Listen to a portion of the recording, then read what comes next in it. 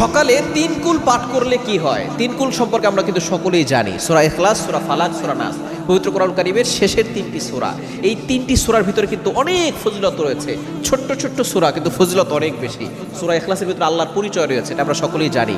কুল হুয়াল্লাহু আহাদ, আল্লাহুস সামাদ, লাম ইয়ালিদ ওয়া লাম ইউলাদ ওয়া লাম ইয়াকুল লাহু কুফুয়ান আহাদ। নবীজি সাল্লাল্লাহু আলাইহি ওয়াসাল্লাম যখন আল্লাহ তাআলার একত্ববাদের দাওয়াত দেওয়া শুরু করেছিলেন, তখন কাফেররা জিজ্ঞেস করেছিল, আমাদের দেবদেবতা তো কোটি কোটি আছে, তোমার আল্লাহ কয়জন? তখন আল্লাহ তাআলা এই সূরা নাযিল করে দিয়েছিলেন, কুল হুয়াল্লাহু আহাদ। নবী আপনি বলুন, আল্লাহ এক, আল্লাহ অদ্বিতীয়, আল্লাহ কারো প্রতি মুখাপেক্ষী নন।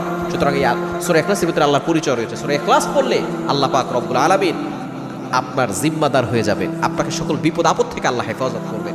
এবং সূরা ইখলাস পড়ার পরে সূরা ফালাক এবং সূরা নাস নবীজি সাল্লাল্লাহু আলাইহি সাল্লামের উপর এমন সময় নাজিল হয়েছিল যখন নবীজি সাল্লাল্লাহু আলাইহি সাল্লামকে ব্ল্যাক ম্যাজিক করা হয়েছিল, কুফরি কালাম করা হয়েছিল।